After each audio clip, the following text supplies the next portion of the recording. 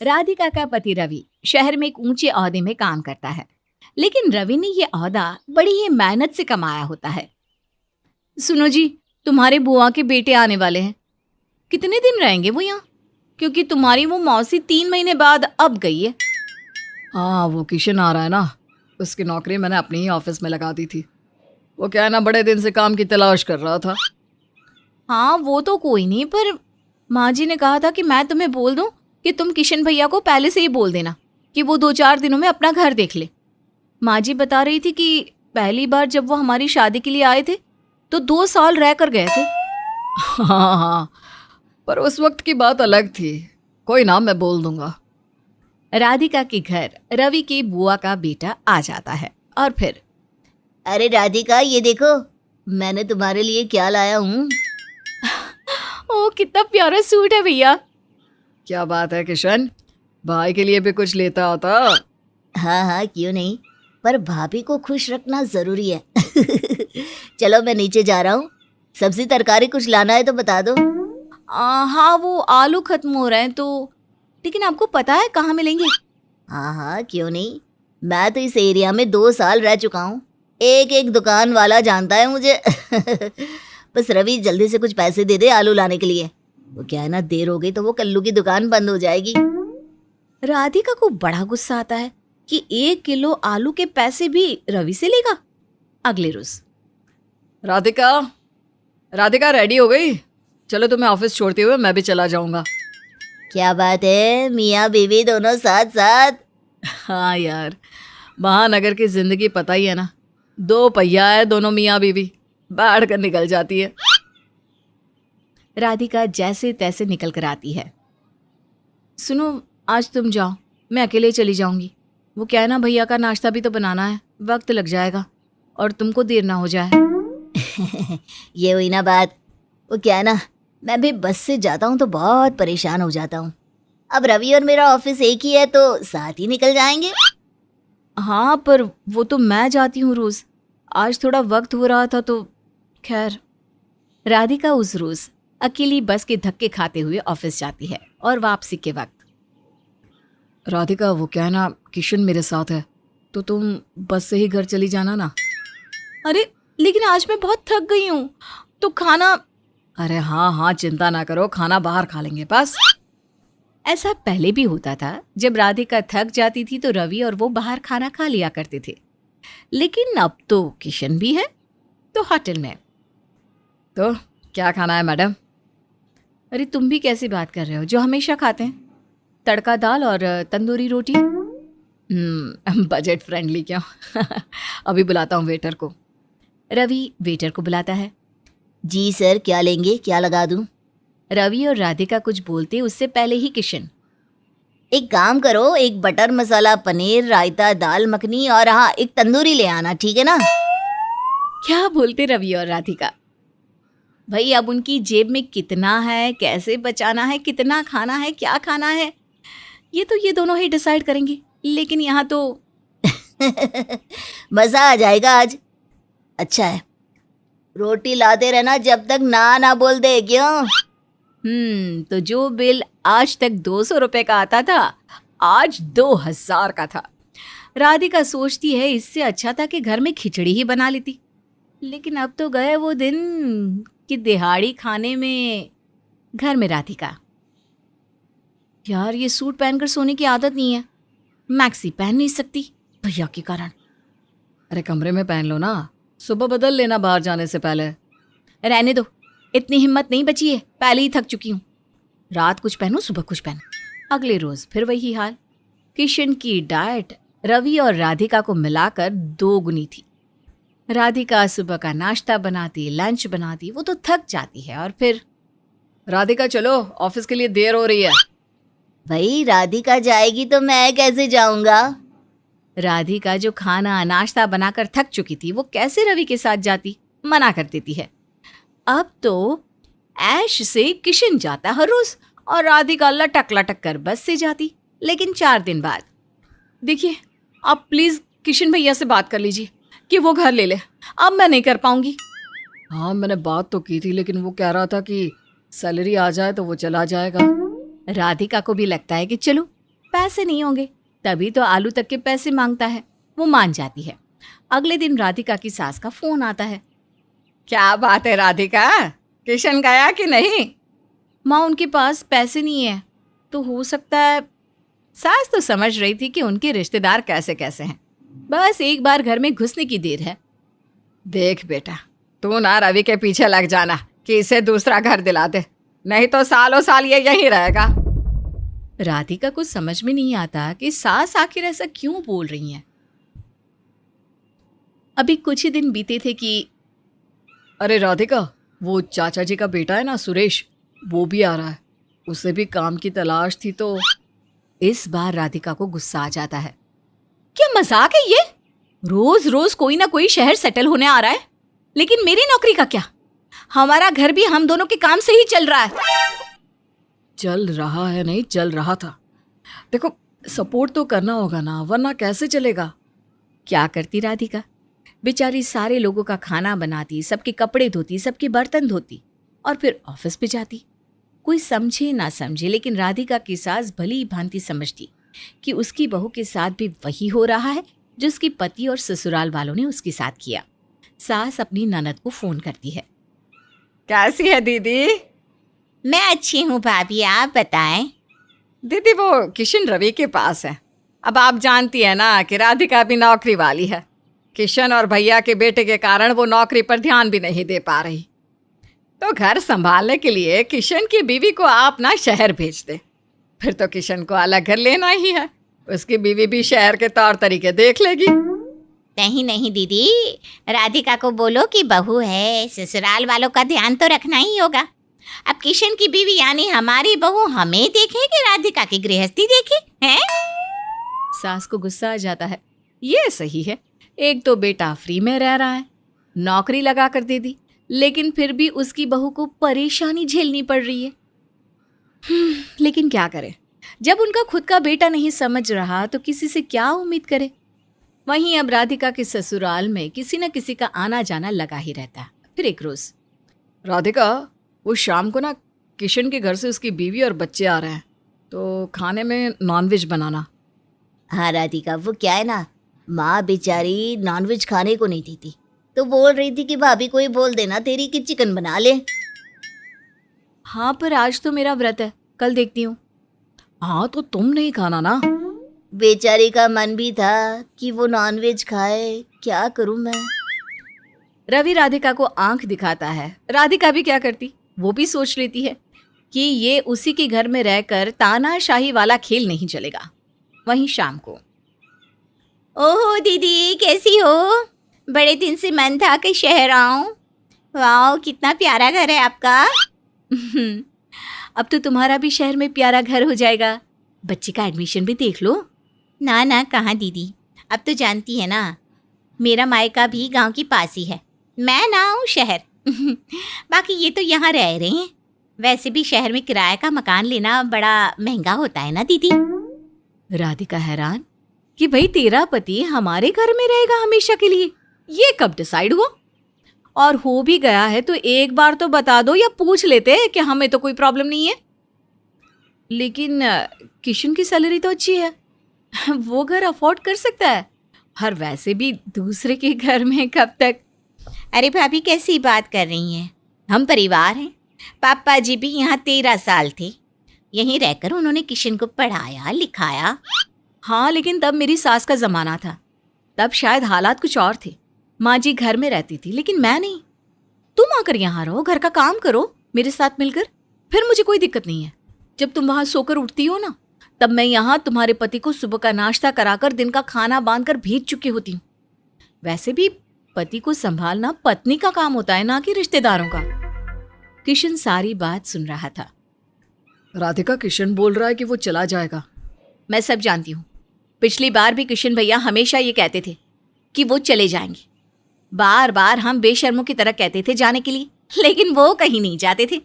लेकिन अब बस, किसी बेसहारा को सहारा देना पुण्य है, लेकिन किसी ऐसे इंसान के लिए खुद को परेशान करना जिसका मकसद खुद के पैसों को बचाकर दूसरों के सहारे रहना हो, ऐसे लोगों का सहारा नहीं बनना मुझे। और नॉनवेज आज नहीं बनेगा क्योंकि आज मेरा व्रत है। मैं सोने जा रही हूँ। कल सुबह का सारा काम किशन भैया की बीवी करेगी। Good night. राधिका कमरे में आ जाती है और सास को फोन करके सारी बात बताती है। ठीक किया राधिका, ये काम मैं जीवन भर नहीं कर पाई और घर को आश्रम बनाकर रख दिया। वेरी गुड बेटा। अगली सुबह किशन की बीवी और राधिका मिलकर घर का सारा काम करती है। राधिका ऑफिस जाती है और शाम को जब लौटती है तो मैंने ना 2 घर देख लिए हैं, इस बार शिफ्ट हो ही जाऊंगा। बिल्कुल भैया, भले ही आपको मेरी बात बुरी लगी हो, लेकिन दूर का प्यार ना हमेशा बना रहता है। आते रहिएगा। अब कोई भी रिश्तेदार आता तो कुछ दिनों के लिए, ना कि सालों साल के लिए। गांव के सरपंच का बेटा शहर में बड़ी नौकरी करता था और वहीं एक शहर की लड़की से शादी कर लेता है। लड़की पहली बार गांव के दर्शन करने आ रही थी। जैसे ही अपने बेटे की कार देखी, सरपंच जी और उनकी पत्नी बेटे और बहू को लेने पहुंच गए। आ गया बेटा। बहू कार से बाहर क्यों नहीं निकल रही? यहीं से पाँव लागू पिताजी माताजी। बट कीचड़ बहुत है, मेरी चप्पल लंदन से लाई हूँ, खराब हो जाएगी। लो जी, लंदन की महारानी हमारे यहाँ से कोहिनूर हीरा लेकर गई और बहू वहाँ से चप्पल लेकर आई है। पिताजी, आप मेरे लिए नीचे चादर नहीं बिछा सकते ताकि मेरी चप्पल गंदी ना हो? अरे पिताजी गांव के सरपंच है, भले ही उनसे गांव में सड़कें नहीं बिछी, लेकिन चद्दर तो बिछवा ही सकते थे। सही कह रहा है बेटा, सड़क बनवा देते तो कीचड़ नहीं मचता। बहू के सामने नाक कटवा दी। बहू चद्दर पर चलकर घर में जाती है। बेटा ये लो मटके का ठंडा पानी, पूरी थकान उतर जाएगी। है? मटके का पानी? आरओ नहीं लगा आपके यहाँ? बेटा कौन आरो? आरो आरो मतलब पानी को साफ करने की मशीन पापा। अरे बेटा वो तो नहीं है, ला मैं पानी उबाल कर लाती हूँ, तब तक ये चाय पी ले बेटा। मैं सिर्फ ग्रीन टी पीती हूँ। बेटा गांव में तो बस येलो यानी पीली टी मिलती है। तुम कहो तो थोड़ी ग्रीन घास गाय के तबेले से लाकर ग्रीन टी बना दे क्या? पिताजी रहने दीजिए, मैं ऐसे ही ठीक हूँ। लो बेटा उबला हुआ पानी पियो। हाँ, थैंक यू माँ जी। आज खाना मैं बना दूंगी आप लोगों के लिए। पिज़्ज़ा और बर्गर बनाऊं क्या? पिज्जा? क्या पीना है बेटा? और पानी उबलवाऊं तुम्हारे लिए? पिताजी पिज्जा नहीं, पिज्ज़ा खाने का आइटम है। अरे जिसका नाम ही पिज्जा है उसे खा कैसे सकते हैं बेटा? शहर भले ही नहीं गए पर अकल तो हम में भी है थोड़ी बहुत। भैंस का बस दूध उपयोग में लेते हैं, दिमाग नहीं। पिताजी आप रहने दीजिए, आप गुड़ रोटी खाइए। ठीक है बेटा, चलो कार से बहू को गांव घुमा लाओ। सरपंच, उनकी पत्नी, शहरी बहू और बेटा गांव में घूमने निकलते हैं। रास्ते में बहू को भैंस दिखती है। देखो बेचारी गाय धूप में खड़ी होकर काली हो गई है। बेटा वो भैंस है, वो काली होती है। अरे नई बहू है, देखेगी तभी तो सीखेगी। अरे गाय और भैंस का फर्क तो छोटा आ से अनार का, बड़ा आ से आम का पढ़ने वाला बच्चा भी कर लेता है। गाड़ी थोड़ी आगे जाती है, तभी बहू चिल्लाती है, वो देखो छोटी भैंस। भगवान, अरे बेटा वो छोटी भैंस नहीं है, उसे सूअर कहते हैं। अरे ऐसे तो तुम सफेद बकरी को छोटी गाय कह दोगी।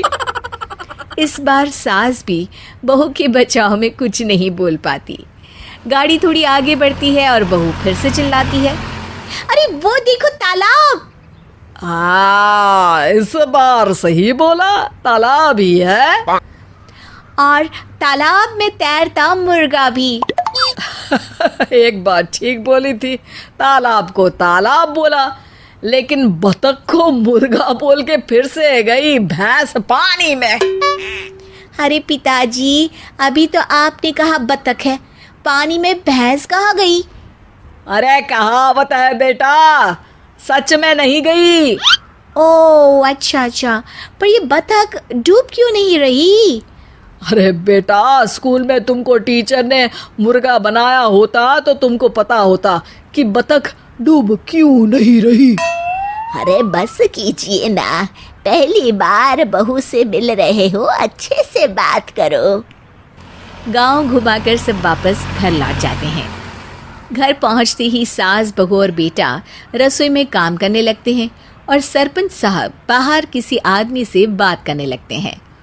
अरे गंगू, तुमने शहर के अस्पताल को फोन तो कर दिया ना? अरे किया तो है सरपंच साहिब, लेकिन जब बीवी को दर्द उठेगा तब वहाँ एम्बुलेंस नहीं रही, तो इसीलिए आप फोन घुमाओ, आपके फोन से काम आसान हो जाएगा सरपंच साहब। रसोई में बहू की बातें समझने में सास को बहुत परेशानी हो रही होती है। माँ जी, आप मिक्सर नहीं रखती क्या? फिर पीसते कैसे हो खाने की चीजें? अरे बेटा, पत्थर से कूट लेते हैं। हाँ, माइक्रोवेव भी नहीं है, चीजें गर्म कैसे करते हो? बेटी, लकड़ियाँ जला के। धुआं होता होगा ना, चिमनी नहीं है धुआं निकालने के लिए? धुआं तो तेरे ससुर जी बीड़ी से निकाल लेते हैं। कम ऑन माँ जी, फ्रिज भी नहीं रखा आप लोगों ने, चीजें ताज़ा कैसे रखती हो? खेत से सब ताज़ा ही तो निकालते हैं बेटा। और चीजें ठंडी कैसे करते हो? फूंक मार मार के। बेटा इस बात पे हंसने लगता है। तभी परेशान से पिताजी अंदर आते हैं। क्या हुआ, इतने दुखी क्यों हो? अरे गंगू की पत्नी गर्भवती है, डॉक्टर ने आजकल की तारीख दी है। गांव के रास्ते में कीचड़ है तो एम्बुलेंस वाले आने से कतराते हैं। मेरा फ़ोन भी नहीं उठा रहे। गंगू बड़ी आशा से मेरे पास आया था। अब हम कर भी क्या सकते हैं जी? अब हमारी कार है ना, नंगू की पत्नी को ले जाएंगे उसी में। अरे पर क्या, कार है तो परेशान होने वाली बात क्या है? पिताजी, आप नंगू से कह दीजिएगा कि वो चिंता ना करे। और आपने हमसे गाड़ी का क्यों नहीं पूछा? अब वो मुझे लगा तुम बात बात में जितनी परेशान हो जाती हो तो अपनी शहरी कार ये गांव वाले गंदे कपड़े पहनने वाले मजदूर के काम के लिए क्यों दोगी? आप गांव की सरपंच है, गांव के लोगों की मदद आपकी जिम्मेदारी है और आप मेरे ससुर हैं। हमारी चीज़ों पर आपका भी तो हक है। आप पूछते भी नहीं तो भी ले जा सकते हैं। मैं तुम्हें गलत समझ रहा था बेटी। कोई बात नहीं, आप नंगू को कॉल करके बोल दीजिए कि गाड़ी मिल जाएगी। बेटा, वैसे उसका नाम नंगू नहीं गंगू है, गंगू। सब इस बात पर जोर से हंसने लगते हैं। मधु की बहू निशा देखने में बहुत सुंदर थी। 4 भाइयों की इकलौती बहन निशा शादी के बाद ससुराल की हर एक बात अपनी माँ को बताती। अरे बिटिया रानी, जब से तू गई है घर तो सूना सूना सा लगता है, ना मन लगे ना दिल। क्यों, ये भाभियाँ क्या करती हैं सारा दिन जो तुम्हारा मन नहीं लगता माँ? अरे बेटी, वो तो बहुएं हैं, बहुएं। उनको तो मैं ज्यादा भाव ही नहीं देती, वरना सब सर पर ना चढ़ जाएं। अरे तू तो मेरी बेटी है, बहुएं कभी बेटी बन सकती है भला? कभी नहीं बेटा। ओ मेरी प्यारी माँ। अच्छा माँ, चलो मैं बाद में बात करती हूँ। सास के खाने का वक्त हो गया है, जल्दी से गर्मा गर्म रोटी बना दो, फिर आराम करूँगी। आज पीठ में बड़ा दर्द है। अरे रुक तो, पागल हो गई है क्या? अरे गर्मा गर्म रोटी खिलाने की आदत ना डाल अपनी सास को, हमेशा के लिए आफत खड़ी कर देगी। अच्छा जरा 2 मिनट होल्ड करना। हाँ, अरे नन्हे की दुल्हन, जरा जल्दी से गर्मा गर्म रोटी बना, भूख के मारे मरी जा रही हूँ। हाँ बेटी, तो मैं ये बोल रही थी कि तेरी सास को ना ये गर्म रोटियों की आदत ना डाल, और कल से सुबह ही सबके रोटी बना कर रख दिया कर, और अपना भी ध्यान रखा कर बेटा। हाँ माँ, ये तो तुम ठीक कह रही हो। सच, आज तो पीठ में इतना दर्द है कि मन ही नहीं कर रहा। निशा फ़ोन रखकर किचन में जाती है और सास को खाना देती है। माँ, मैं कल से रोटियाँ सुबह ही बना दूंगी, मुझसे बिना वक्त के खाना नहीं बनता। अच्छा, ऐसे कैसे सुबह बना देगी? खाना नहीं बनता तो क्या बनता है? रहने दे, मुझे तो 2 रोटी खानी है, खुद ही बनाकर खा लूंगी। अगले दिन निशा माँ से कहती है, अरे माँ, वाह वाह वाह वाह, तुमने तो कमाल कर दिया। मैंने कल ही सास को बोला कि मैं सुबह ही रोटी बना दूंगी, तो मुझे कहने लगी 2 ही रोटी खानी है, गरम खुद ही बना लूंगी। माँ, मज़ा ही आ गया। अरे बोल उसे, 2 रोटी जब खुद की बनाए तो तेरे लिए भी 4 बना दे। हाय, मेरी बेटी ठंडी रोटी खाएगी क्या भला? माँ, तुम सच में कितनी प्यारी हो, कितना सोचती हो मेरे बारे में। काश हर सास माँ की तरह होती। अच्छा चल बेटा, रखती हूँ। देखूँ तो क्या कर रही है तेरी भाभियाँ। नजर रखनी जरूरी है, वरना घर को तो बेच ही दे। बेचने से याद आया माँ, कल ना मैंने बहुत ही प्यारी साड़ी खरीदी है, लेकिन सास ने मेरे थैले को खोल कर देखा और साड़ी उन्हें पसंद आ गई, तो फिर मैंने उन्हें ही दे दी।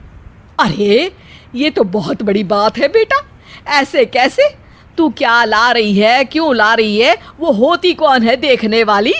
अरे शॉपिंग कर जम कर और सीधा अपने कमरे में जा और थैला अलमारी में रख दे। अच्छा जरा रुकना तो होल्ड करना। अरे अरे मुन्ने की बहू, कहाँ झोला ले अंदर जा रही है? दिखाना भी होता है सास को कि क्या क्या भर रही है अलमारी में। अरे कुछ नहीं माँ जी, बस गर्मियों के लिए कुछ साड़ियाँ लाई हूँ। मेरे पास हल्की साड़ी कम थी ना, तो भारी साड़ियाँ पहनी नहीं जाती है। अच्छा, थैला यहीं रख दे, अभी अपनी बेटी से बात कर रही हूँ, फिर देखती हूँ कि क्या क्या लाई है। हाँ निशा बेटी, तेरे लिए ना कुछ हल्की साड़ियाँ मंगवाई है, कल भिजवाती हूँ। कहाँ गर्मी में तू इतनी भारी भारी साड़ी पहनेगी? अरे माँ, मेरे पास तो बहुत साड़ियाँ हैं, रहने देना, रखूंगी कहाँ, अलमारी भरी पड़ी है। अरे चुप रहना, क्यों नहीं चाहिए, कल भिजवाती हूँ कल्लन से। धीरे धीरे दिन बीतता है और निशा की माँ उसके ससुराल की हर बात पर दखल अंदाजी करती है, और आखिरकार वो दिन आ ही जाता है जब निशा का पारा सास पर वैसे ही फूटता है जैसे उसकी माँ ने उसे भरा होता है। बस अब मैं इस घर में एक पल नहीं रह सकती। निशा का पति और सास दोनों उसके पास आ जाते हैं। क्यों क्यों नहीं रह सकती? वैसे तो जीना तूने हमारा नर्क कर रखा है, लेकिन फिर भी जरा पता तो चले कि मामला क्या है। अरे मैं तंग आ गई हूँ गुलामों की जिंदगी जीते जीते। अरे निशा, ऐसे क्यों बोल रही हो? ऐसे कौन सी गुलामी करनी पड़ रही है तुम्हें यहाँ? निशा माँ के सिखाए अनुसार बोलती है। तुम्हें क्या पता, तुम तो सारा दिन ऑफिस में रहते हो, पीछे मेरे साथ क्या क्या बीतती है मैं ही जानती हूँ। अरे जरा हम भी तो जान ले क्या क्या बीतती है। देखो, मैं साफ कह दे रही हूँ, अब मैं जॉइंट फैमिली में नहीं रह सकती। जॉइंट? जॉइंट किसे कहती हो जानती हो? घूम फिर कर मेरे साथ मेरी माँ ही है, उसे भी अलग कर दूँ? सॉरी निशा, मैं ये नहीं कर सकता। निशा सामान लेकर घर से निकलने लगती है। ठीक है, तो मैं अपने मायके जा रही हूँ। अरे अरे रुक जा बहू, मुझ बुढ़िया के कारण क्यों तुम अपना परिवार तोड़ रही हो? मैं ही चली जाती हूँ घर से। नहीं माँ नहीं, तुम कहीं नहीं जाओगी। अगर ये तुम्हारी शर्त है कि मैं माँ के साथ ना रहूं, तो मैं ये किसी भी हालत में नहीं करूँगा। निशा को अपना प्लान फेल होता दिखता है। वो सामान रखकर अंदर चली जाती है और माँ को फ़ोन करती है। माँ, तूने तो कहा था कि सामान देखते ही वैभव मेरे पैरों में गिरकर मुझे रोक लेगा और अपनी माँ को घर से निकाल देगा। देखा, मैंने कहा था ना, अब तेरी सास का कहीं और ही ठिकाना होगा। तू तो अब उसके कमरे को अच्छा सा डिजाइनर गेस्ट रूम बनवा दे, और हाँ, अब घर में साड़ी पहनने की झंझट से भी बच जाएगी। वाह मेरी बेटी, वाह, कमाल कर दिया। अरे चुप हो जाओ माँ, और मेरी बात सुनो, ऐसा कुछ भी नहीं हुआ। उल्टा इन्होंने तो कहा कि वो अपनी माँ को किसी भी हालत में नहीं छोड़ेंगे। अरे चुप हो जा बेटी, चुप हो जा। अभी तू अपना सामान उठा और सीधे मेरे घर आ जा, चल। नहीं माँ, मैं इनके बिना नहीं रह सकती हूँ। अरे तो फिर रो जिंदगी भर, अरे तू यहाँ आ जाएगी तो मजाल है किसी की, नाक रगड़ कर ले जाएगा तुझे वो यहाँ से। और अगर नहीं आए तो माँ? अरे पहले तू आ तो सही। निशा बाहर जाती है और सामान उठाकर घर से निकलने ही वाली होती है कि वैभव बोल पड़ता है। रुको निशा। निशा खुश हो जाती है कि शायद वैभव को अपनी गलती का एहसास हो गया। अगर तुम इस घर से जा रही हो तो एक आखिरी बात सुन लो।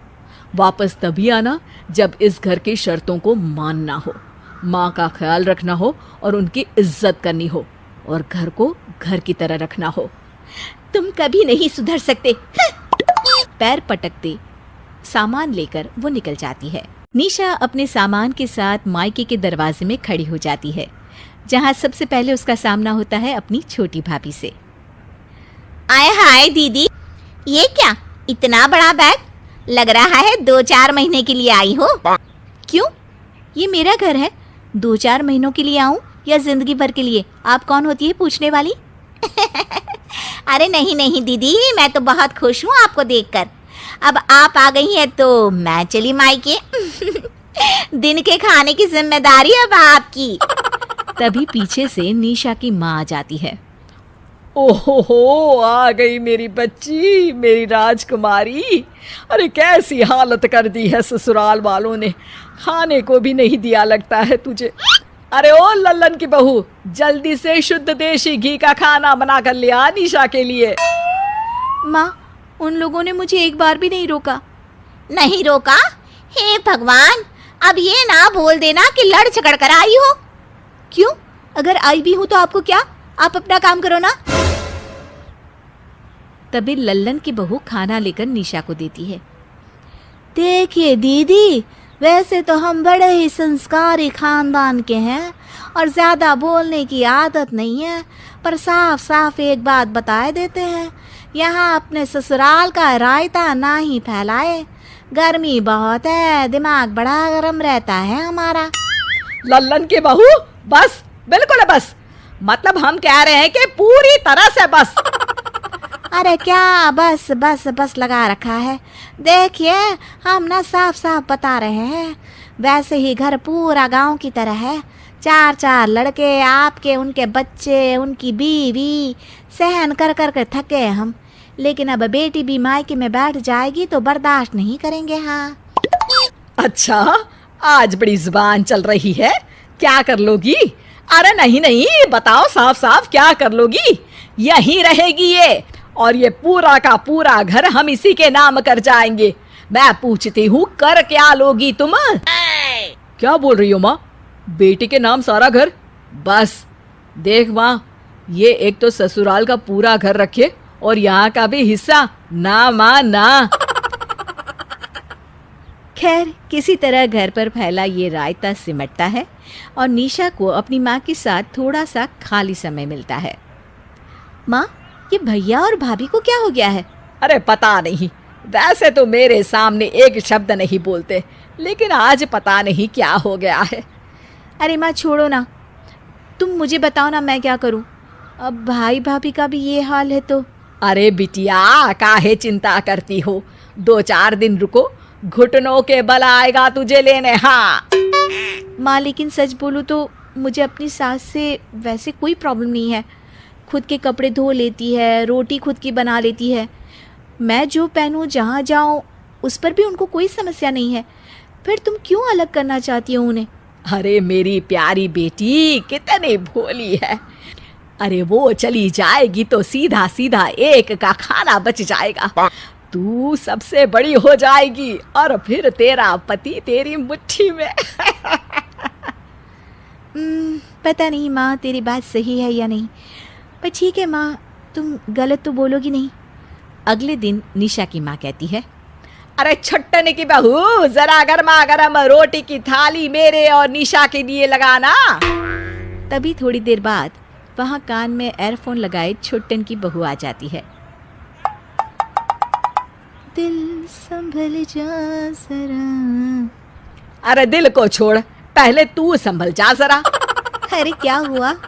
माँ बेटी बैठकर कौन सी सरकारी नीति पर काम कर रही हैं? जा, जरा गर्मा गर्म रोटी लेकर आ, भूख लगी है मुझे और मेरी बेटी को। भाई समझा क्या है? नहीं नहीं, पागल लिखा है क्या हमारे माथे पर? तो ये भी बता दो। अरे भैया राजकुमारी हैं हम, तुमको दे दिया गर्मा गर्म रोटी, क्योंकि माँ हमारी कहती थी सास है बूढ़ी है कर दो सेवा स्वर्ग मिलेगा। पर अब वहाँ मुझे कोई अप्सरा थोड़ी ना नचानी है जो सास के साथ ननद की भी सेवा करें। खुद जाकर बनाओ खाओ, और हाँ मेरे लिए भी रोटी बना देना, 12-13 रोटी बना देना। वो क्या है ना, भूख लगी है। दिल संभल जा जरा। सास देखती है कि भाभी की बात से निशा का चेहरा उतर गया है। अरे मेरी प्यारी बच्ची, ये लोग तो है ही गंवार, कोई संस्कार नाम की चीज ही नहीं है। पता नहीं माँ क्या सिखाती है ऐसी बेटियों को। रुक, मैं लाती हूँ तेरे और मेरे लिए गर्मा गर्म खाना। माँ किचन में रोटी बनाती है। हे भगवान, इतनी गर्मी में कैसे कोई रोटी सेक सकता है? अभी तो निशा की भी 4 रोटी बनानी पड़ेगी। मैं भी ना अच्छी खासी जिंदगी चल रही थी रानी की तरह, अब पता नहीं दामाद जी कब आएंगे। निशा खाना खाकर सो जाती है। अगले दिन निशा रोते हुए किचन में जाती है, जहाँ उसकी माँ उसका और अपना नाश्ता बना रही होती है। माँ, इनका न तो कोई फोन आया न तो कोई मैसेज। हाँ निशा, मैं भी यही सोच रही थी। कहाँ तो तेरे आने से पहले एसी वाले कमरे में ही सारा खाना नाश्ता मिल जाता था, अब तो गर्मी में पसीना जलाना पड़ रहा है। अरे मैं तो खाना बनाना भी भूल गई हूँ। तेरी भाभियाँ मुझे किचन में घुसने ही नहीं देती। घुसने नहीं देती या तुम घुसना ही नहीं चाहती? माँ, मेरी सास तो खुद के गरम रोटी के साथ मेरी भी रोटियां बना देती थी और कुछ नहीं बोलती, और एक तुम हो, 2 दिन रोटी क्या बनानी पड़ गई, परेशान हो गई। ये कहकर निशा वहाँ से चली जाती है। अगले दिन निशा भाभी को कहती है, ये क्या पहन रखा है, किसी शादी में जा रही हैं क्या? देखिए भाभी, गर्मी है, ऐसे मौसम में मेरे जैसे सिंपल और लाइट साड़ियाँ पहननी चाहिए।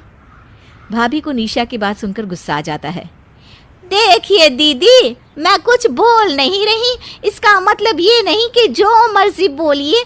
मैं ना अपने कॉलेज की ब्यूटी क्वीन थी, लेकिन शादी के बाद तो लग रहा है कि बाल तक ठीक नहीं कर पाती हूँ। और रही बात साड़ी की, तो जो ये साड़ी आपने पहन रखी है ना, वो मेरी ही है। मैंने अपने लिए खरीदी थी, लेकिन माँ जी ने आपको दे दी। अब आप तो अपने भैया की कमाई जानती ही है ना। अरे बस बस, इतनी सी बात का इतना बखेड़ा। हाँ, तो अब आगे से ना बोलिएगा, वरना सुनना तो पड़ेगा ही। हाँ। ये कहकर भाभी वहां से चली जाती है। भाभी के जाने के बाद निशा सोच में पड़ जाती है। अपने घर में तो मेरी ऐश थी, ना कोई सुनाने वाला था ना कोई काम। माँ जी के भरोसे मैं कितना घूमाती थी। माँ जी मेरे लिए रोटी बनाती थी, लेकिन कभी एक शब्द नहीं सुनाया। मैं ये क्या कर बैठी, कहाँ आ गई मैं? मुझे अपने घर चले जाना चाहिए। निशा वैभव को फ़ोन करती है। सुनिए जी, मुझसे बहुत बड़ी भूल हो गई। मेरा असली घर मेरा ससुराल, और माँ मेरी सास ही है। आप जल्दी से आकर मुझे ले जाइए। निशा, तुम्हारे बिना घर भी सूना सा लग रहा है। मैं आज ही आ रहा हूँ, लो माँ से बात करो। माँ, मुझे माफ़ कर दीजिए। कोई बात नहीं बेटा, सुबह का भूला शाम को वापस आ जाए तो उसे भूला नहीं कहते हैं। तो फिर क्या कहते हैं? उसे निशा कहते हैं।